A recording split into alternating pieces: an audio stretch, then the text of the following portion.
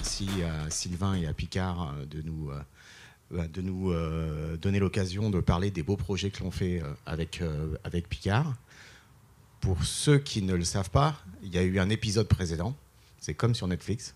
Il faut aller sur YouTube et vous allez trouver l'intervention Hub Forum Picard et Quancy en 2021. Voilà. Et donc là, c'est l'épisode suivant où la connaissance client n'est pas uniquement au service du client et du CRM, mais elle est au service de l'assortiment produit et de la performance du réseau de magasins.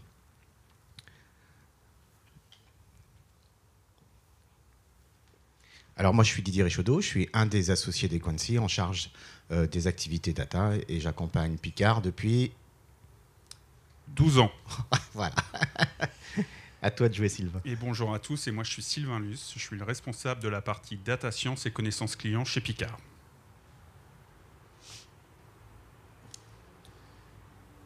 Alors, pour commencer, quelques mots sur Picard. Alors, je pense qu'on ne présente plus aujourd'hui Picard, qui est le leader de la distribution des produits surgelés. L'année prochaine, on va fêter nos 50 ans d'existence, de l'ouverture de notre premier magasin. Dans une histoire un peu plus récente, donc l'année 2020 s'est matérialisée par la mise en place d'un nouveau plan de croissance qu'on a intitulé Proxima, qui vise à une transformation data et digitale de l'entreprise, avec le très très ambitieux projet d'augmentation de plus de 25% du chiffre d'affaires, notamment par le déploiement des services et des nouveaux services digitaux. Et ça s'est matérialisé au cours des années 2021 et 2022, avec notamment le lancement d'un nouveau concept de magasin, donc qui sous-tend le projet qu'on vient vous parler aujourd'hui, et notamment la refonte d'un programme de fidélité intitulé Picard et nous, et qui nous permet aujourd'hui d'avoir un mapping et une très bonne connaissance de nos clients, puisqu'on a presque 90% du chiffre d'affaires qui est aujourd'hui suivi et tracé en termes de connaissance client. Alors, très très rapidement, Picard, c'est près de 5000 collaborateurs, c'est 1100 magasins sur le territoire, et vous allez voir que ce chiffre est clé par rapport au sujet qui nous intéresse aujourd'hui. On est présent dans 19 pays. Depuis 2010, on est régulièrement sur le podium des enseignes préférées des Français. Picard, c'est 1300 produits à l'année, avec 250 nouveaux produits par an, donc une très forte innovation. C'est 12,5 millions de clients, dont 9,3 millions encartés.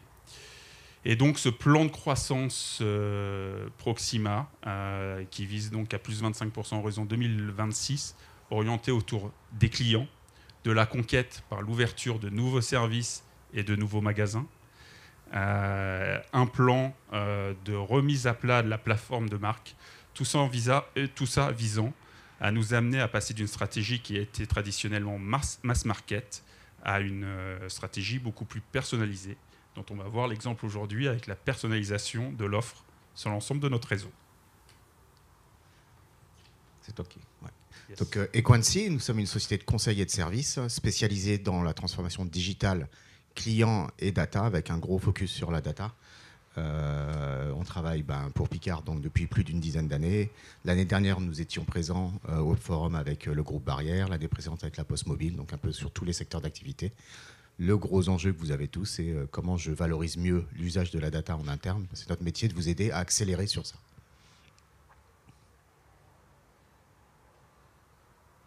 Et donc, on attaque donc, sur notre projet d'aujourd'hui sur l'adaptation des assortiments donc, en fonction de nos zones de chalandise et de nos attentes clients. Alors, pourquoi ce projet ? Déjà, on partait d'un constat.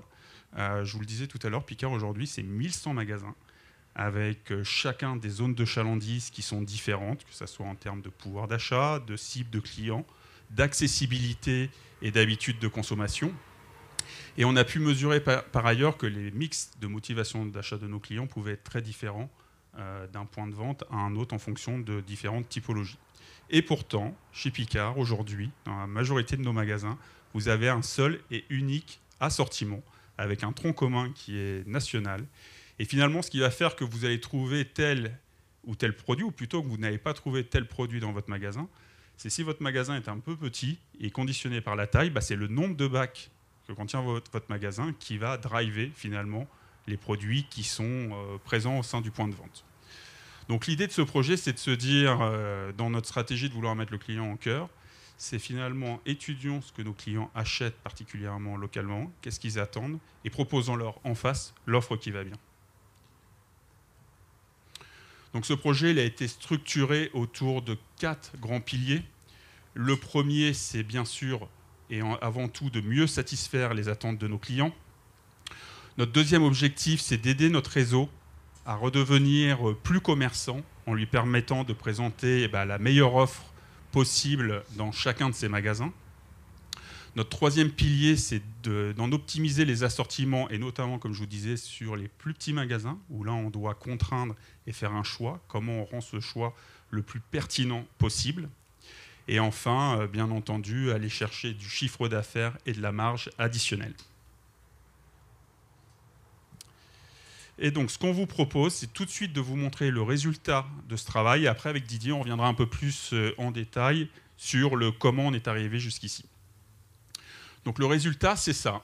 C'est de décliner, donc d'analyser le réseau et de regrouper le réseau en groupes de magasins qui sont homogènes en fonction des comportements d'achat client. Donc, vous voyez que la typologie a donné ici la réalisation de 5 clusters où on a 5 histoires différentes avec des attentes et des comportements d'achat qui sont différents, et sur lesquels on a décliné une offre d'assortiment très différente de ce qu'on faisait jusqu'à présent.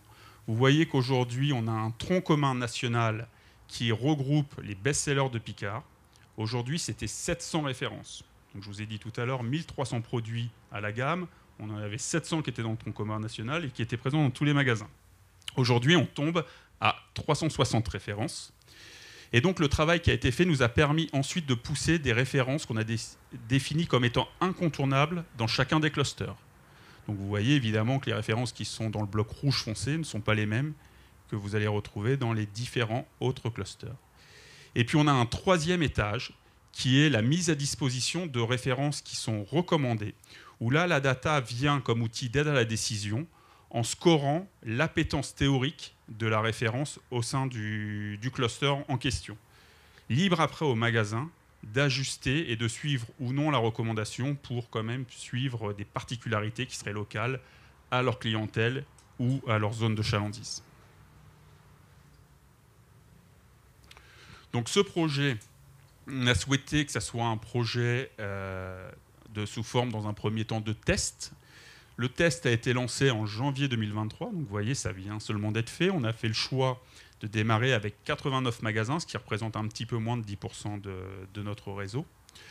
À fin avril, c'est-à-dire dans les tout prochains jours, on va ajouter 150 nouveaux magasins à ce test. Et puis un déploiement ensuite progressif, 250 nouveaux magasins un peu avant Noël, pour, si tout va bien, basculer l'ensemble du réseau à partir de janvier 2024. Donc, ce qu'on peut dire à ce stade, c'est qu'on a plutôt un très bon retour de la part des équipes magasins, puisque ça leur permet d'avoir une réelle opportunité de remettre leur magasin en adéquation avec les attentes clients, et ça faisait partie de ce qui remontait des échanges qu'ils pouvaient avoir avec leur clientèle, qui parfois s'estimaient, ne retrouvaient pas les produits qu'ils attendaient dans leur magasin. Et puis, c'est aussi leur donner cette latitude pour commander des produits complémentaires. On avait fait, pour la petite histoire, une première approche il y a 5 à 6 ans. On avait été dans une approche très, très directive, top-down, et ça avait coincé. Et donc, on a tiré les enseignements de cette première phase en donnant un peu plus de latitude aux équipes. Voilà, et évidemment, on veut que ça soit une phase qui soit itérative. Et là, actuellement, on met en place des comités d'excellence opérationnelle avec les équipes et les magasins concernés pour retirer, évidemment, les enseignements de cette première phase de test à ajuster pour les vagues de développement futures à venir. Alors là, c'était le résultat. Alors on est passé par un certain nombre d'étapes avant d'arriver au résultat, et ça a pris un peu de temps parce que c'est pas si simple, hein, c'est pas la magie de la data telle qu'on peut parfois la vendre, mais les données dedans, ça te donne le résultat facilement. Ça marche pas comme ça dans la vraie vie, hein. Et puis si vous voulez que ce soit vraiment utilisé opérationnellement, il faut que les gens adhèrent aux résultats, ce qui veut dire qu'il faut qu'on prenne leurs inputs et qu'on ajuste. Donc c'est un peu comme je disais ce matin avec la France Mutualiste, c'est un peu une recette de cuisine.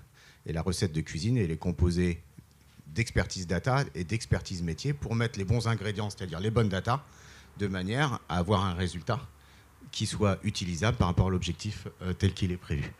Donc l'approche, elle a été faite en 3 gros temps.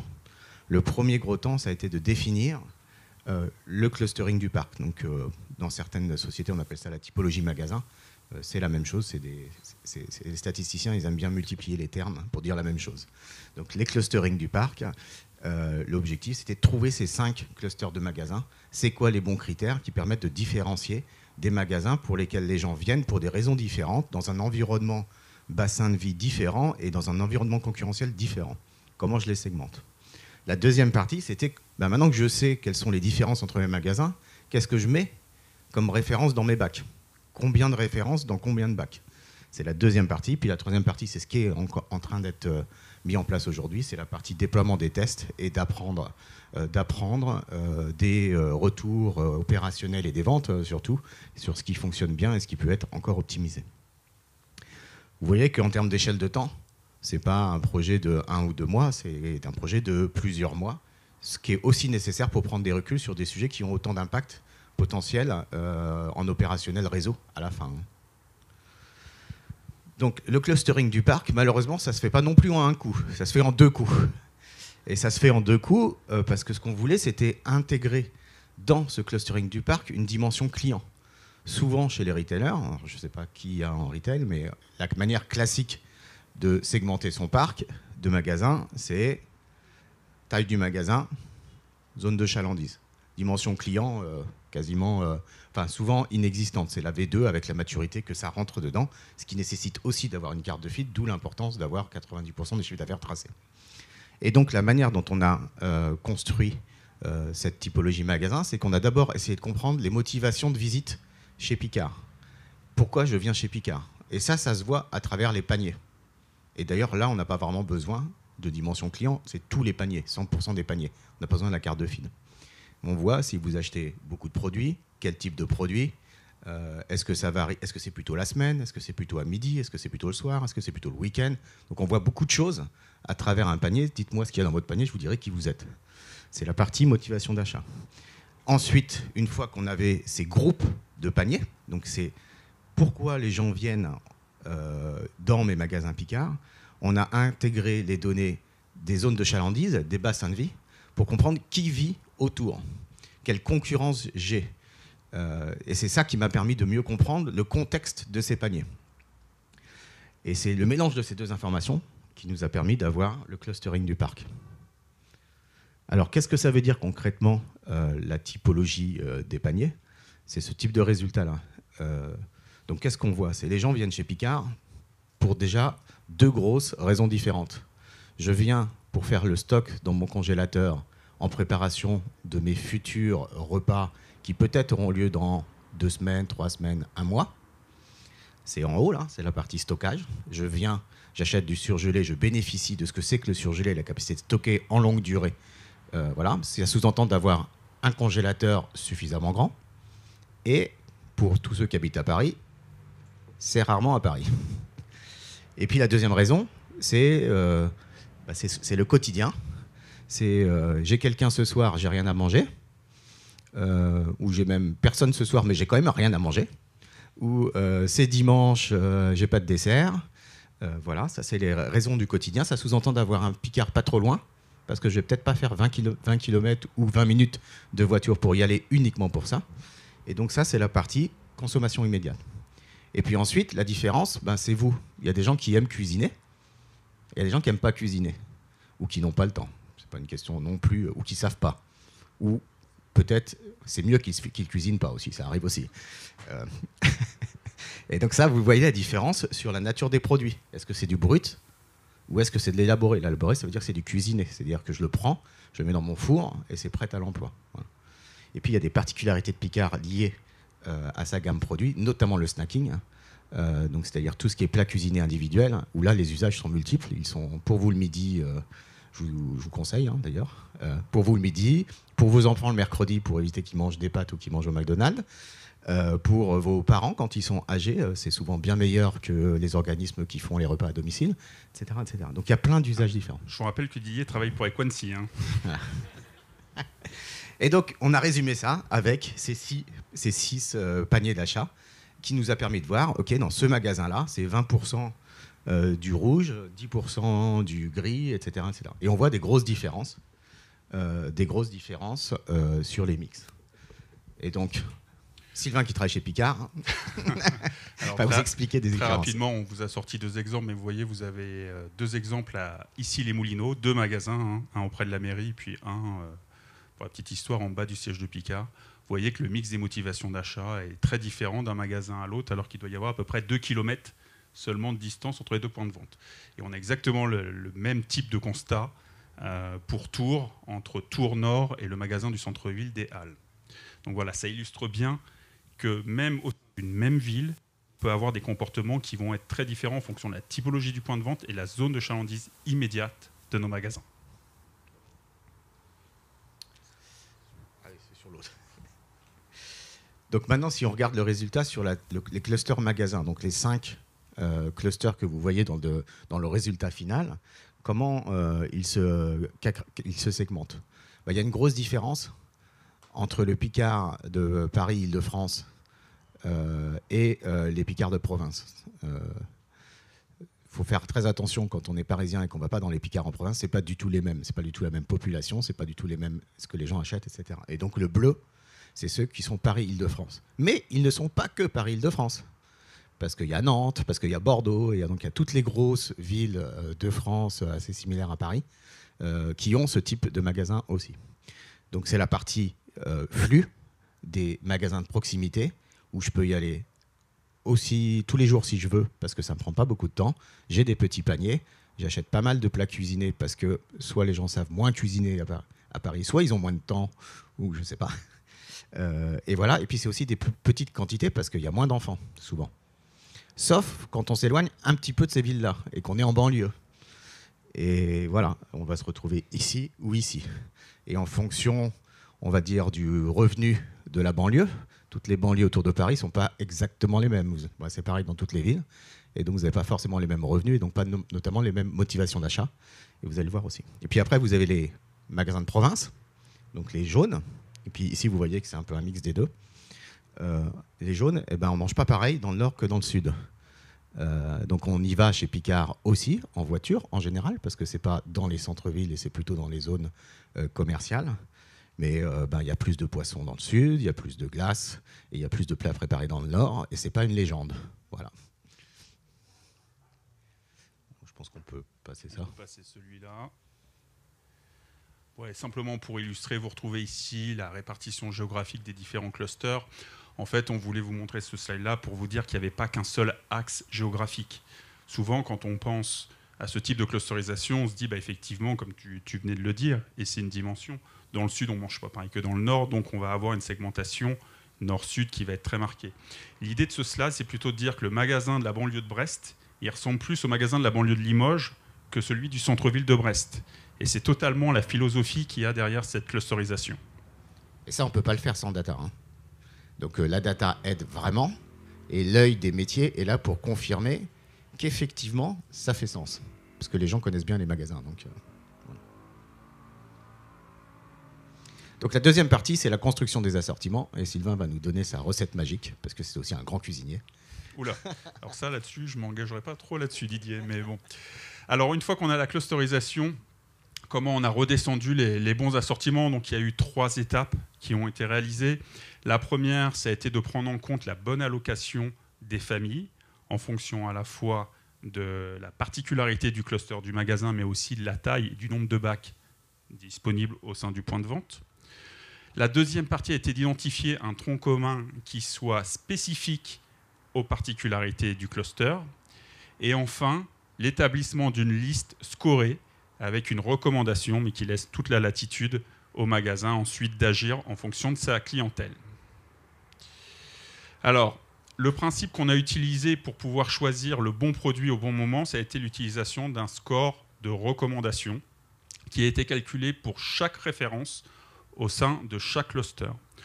Donc ce score, on est reparti sur des indicateurs qui étaient à la fois des indicateurs de performance de vente, et ça, on savait déjà faire avant d'avoir ces clusterisations. Mais la petite nouveauté, c'est surtout d'ajouter des indicateurs qui sont des indicateurs reflets du comportement d'achat des clients. Vous voyez, ce score, ça a été une combinaison à la fois de la capacité, de la performance à surperformer en termes de chiffre d'affaires et en nombre d'unités vendues au sein du cluster par rapport à la moyenne. On a pris en compte aussi la capacité d'une référence à stimuler un gros panier moyen. Pourquoi ? Parce qu'on va avoir certaines références. Si vous prenez par exemple une référence de sauce dans les produits Picard, le prix moyen de l'article étant relativement faible, et si on part que sur des données de performance de CAUV, vous ne mettez plus de sauce dans les magasins parce qu'elles vont disparaître de l'assortiment. Par contre, ce qu'on a observé, c'est que quand vous mettez une sauce dans votre panier, souvent vous avez un produit de viande, vous avez un produit de la mer qui est associé, et tout ça c'est les logiques de cross-sell que vous connaissez bien, et ça vient nourrir votre panier. Donc on a pris en compte cette capacité à faire gonfler le panier. On a aussi pris en compte dans les indicateurs clients la capacité à séduire des nouveaux clients lors d'un premier achat. Et ça, avec la surprise, avec des vraies différences en fonction des clusters, donc des attentes différenciées. Et on a pris des indicateurs de taux de pénétration et aussi de taux de réachat qui indiquent la capacité à fidéliser les clients pour monter ce score de manière globale et ensuite affiner les produits au sein de chaque cluster. Donc le résultat, on vous l'a montré tout à l'heure en entrée de cette présentation. Ce qui est important de dire aussi, c'est qu'une fois qu'on a fait le scoring, qu'on a redescendu l'ensemble des assortiments par point de vente, il y a quand même un retravail au niveau des gammes par les équipes produits et de vérification du produit sorti par la data, histoire de s'assurer que toutes les familles de produits sont quand même respectées, qu'on a quand même une cohérence par rapport à ce que la marque veut véhiculer. Et donc ça nous a permis ensuite de redescendre au sein de chaque magasin en fonction de leur cluster, les listes de produits différenciés. Alors pour finir cette présentation, ce qu'on vous propose, c'est de faire un petit retour d'expérience sur les premiers enseignements à date. Alors comme je disais tout à l'heure, il n'y a pas de magie de la data qui permet d'avoir un résultat fini, correct, exploitable, sans beaucoup de collaboration avec les métiers. Et donc, il y a eu beaucoup d'itérations qui ont apporté beaucoup de valeur pour aboutir à ce résultat-là. Donc, c'est très itératif. La data nous aide à aller vite et converger vite dans les itérations. Mais le retour métier est fondamental pour arriver au résultat final. Et quand on dit retour métier, c'est avec un S à métier, puisqu'on avait quand même pas mal de directions différentes autour de la table. Et au-delà de la data, on avait les équipes évidemment du CRM, mais on avait aussi les équipes produits, les chefs de gamme, on avait les équipes des ventes. Donc on a même les équipes de la supply, parce que derrière, il se pose quand même des problématiques de comment on redescend la bonne offre et qu'on approvisionne les magasins. Donc ça a vraiment été un groupe de travail très élargi. Le deuxième point, la dernière touche revient au responsable de magasin, ça c'est super important. Si la data elle a été clé dans ce projet-là, elle ne fait pas tout. Je vous l'ai dit en introduction, on ne voulait absolument pas avoir une démarche top-down et à poser à nos magasins des listes de produits totalement définis qui, malgré quand on parle des typologies, ça raconte une vérité sur la globalité du point de vente, mais néanmoins, il y a toujours des petites subtilités qui sont locales, qui sont liées à des particularités propres au magasin. Il fallait pouvoir donner cette latitude à nos différents responsables de magasins de pouvoir ajuster le bon assortiment. Et enfin, le point clé, et c'est ce qu'on voit dans notre développement progressif, c'est cette phase de test and learn itérative. Donc vous avez vu, on a déjà sorti 89 magasins qui sont dans le test. On en a tiré des enseignements. La vague des 100 prochains magasins qui rentrent à la fin de la semaine tiennent compte déjà des premières modifications, des petits ajustements au niveau du score, des petits ajustements aussi dans la méthodologie et les process pour redescendre cette information-là. C'est pour ça qu'on a souhaité avoir encore une vague de 250 magasins à partir d'octobre pour terminer les derniers ajustements avant de passer à un développement global sur l'ensemble du réseau. Plus le fait qu'il y a des saisons, et donc les produits, ce n'est pas les mêmes selon les saisons, donc ça nécessite de toute façon de réviser l'approche régulièrement. C'est-à-dire que concrètement, pour rebondir sur ce que dit Didier, on a 3 saisons chez Picard. On a la saison été, on a la saison hiver et on a Noël. Donc c'est-à-dire 3 phases pour revisiter les assortiments, et donc maintenant x5. Donc forcément, il y a un impact sur nos process. Voilà, on a fini. Alors maintenant, les questions, c'est pour vous. si vous en avez. Ouais. Merci pour la présentation, c'était très clair. Vous nous avez parlé des équipes et on a compris qu'elles étaient nombreuses et diverses à être impliquées sur ce projet parce que c'est quelque chose d'assez transverse. Toutefois, quelle est l'équipe qui a porté le projet depuis sa genèse? D'où est-ce que le besoin est venu en priorité? Qui l'a fait partager aux autres? C'est une très bonne question. Et effectivement, le projet est venu de la partie data. C'est-à-dire la partie data qui, en travaillant les données de zone de chalandise, faisait le constat qu'il y avait des différences notables. Et c'est vrai qu'on aurait pu imaginer que ça vienne de la part des magasins. C'est plutôt l'équipe data qui est venue à la rencontre du métier pour identifier ce point et commencer à amorcer la réflexion. Sur la base, du coup, plutôt de la partie analytique? Oui, sur la base de ce qu'on pouvait voir en termes de segmentation, de profil client, et notamment la connaissance de nos zones de chalandise qui montraient quand même des écarts assez marqués entre nos zones, alors qu'on savait très bien qu'on avait un assortiment unique. Et on sait très bien qu'il y a beaucoup de retailers qui ne sont pas comme ça, qui ont déjà des assortiments localisés. Donc on sait que c'est un levier, mais ça crée une complexité. La question, c'est est-ce que ça en vaut la chandelle, en fait, hein. C'était la première question. Seconde question.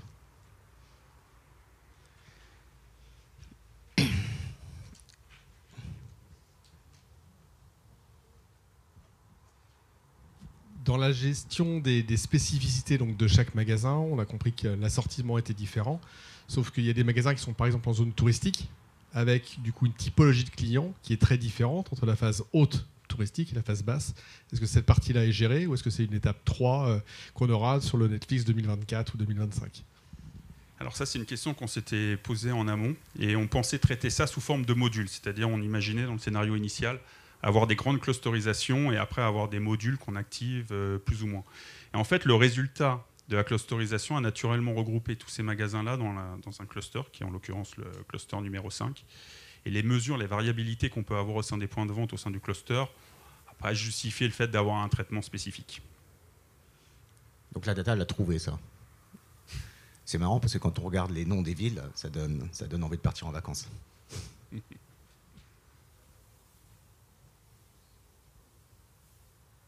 Merci pour la présentation. Vous avez 250 nouveaux produits par an, donc vous n'avez pas de chiffre de vente. Comment vous les classez dans vos clusters? Et est-ce qu'il y a un impact communautaire, notamment ce qui est cachère et halal? Alors ça nous est très demandé. Aujourd'hui, c'est une réflexion au niveau de la gamme. Ce n'est pas particulièrement traité. Alors il y a un point, si vous voyez ici, si je reviens juste en arrière, sur les clusters, cette partie nouveauté, forcément, on a des références entrantes sortantes qu'il faut gérer.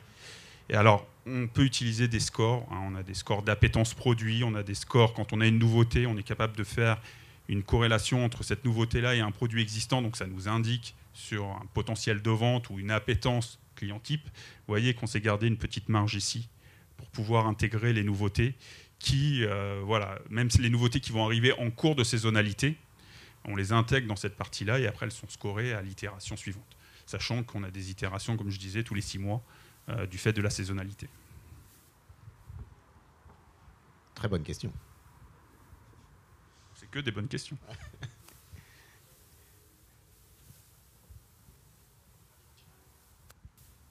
Moi, j'ai une question sur le produit final pour les équipes en magasin. Est-ce que c'est une appli que vous avez créée? Est-ce que ça s'intègre dans des produits existants? Alors, autre très bonne question. Alors, chez Pika, on est encore beaucoup dans l'Excel. Hein. Donc ça, c'est un peu le problème. C'est une appli Excel. Ouais. C'est quand même un point à craquer. Ouais. Merci.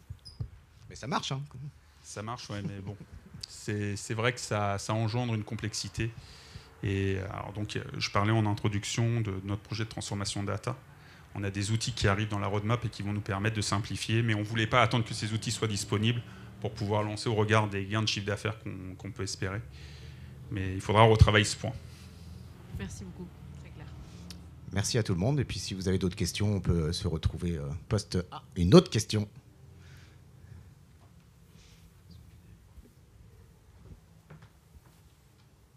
Merci pour la présentation. Vous avez parlé de l'intégration de l'open data dans le modèle de clusterisation. Quelles étaient les difficultés là-dessus et comment vous projetez sur les mises à jour de données là-dessus? Donc c'est les données de l'INSEE. Donc elles sont mises à jour irrégulièrement, mais elles sont mises à jour. Le gros sujet, c'est surtout les zones de chalandise qui peuvent bouger avec les implantations de nouveaux magasins, les concurrents qui arrivent, etc. etc. Il y a beaucoup de données, mais il n'y en a pas forcément tant que ça qui sont très utiles. Donc ça limite. Le plus principal enjeu, c'est de trouver les bonnes, parce qu'il y en a peut-être combien, 250, non, les données open data qui arrivent. Et il faut déjà bien les comprendre, mais en fait, celles qui comptent vraiment, c'est les volumes d'habitants, les revenus, les types de familles, catégories socio-professionnelles, les types de logements.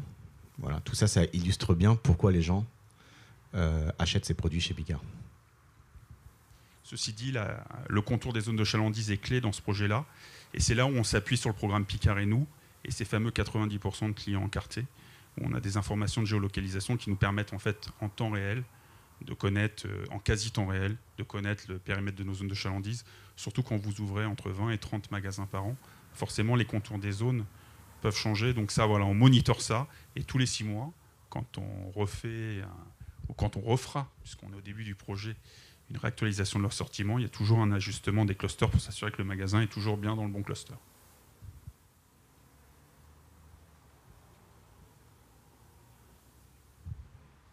Bonjour, bravo, c'est un super projet, je trouve. Le use case était assez clair au début. Est-ce que vous l'avez étayé par justement des gains en termes de CA, en termes d'objectifs pour avoir du bon sponsoring et pouvoir aligner budget et mobilisation de l'ensemble des personnes? Alors évidemment que ça va être un critère clé. Vous l'avez vu, on est au début des projets. Donc en toute transparence, aujourd'hui, les premiers signaux sont plutôt au vert. Donc évidemment, on a des populations témoins. On analyse des magasins par rapport à des magasins jumeaux de la même catégorie. On analyse aussi les clients qui sont clients dans ces magasins tests pour regarder si les indicateurs de fidélisation sont en progression. Donc tout ça, on suit ça.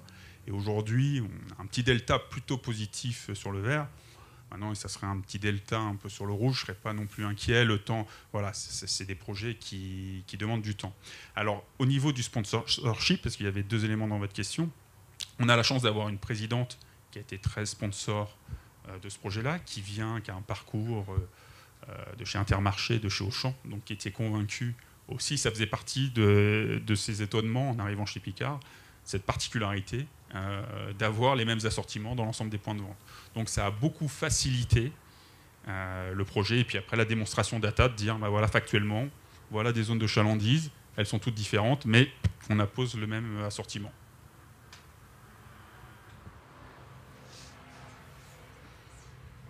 Bonjour, merci pour la présentation. Je me posais la question, est-ce que vous prévoyez d'implémenter des données vidéo dans la prise de décision? C'est pas du tout intéressé comme question. Pour le moment, on n'a pas prévu, mais pourquoi pas, si bien sûr ça peut apporter une valeur ajoutée au modèle et à la pertinence. Oui. Merci.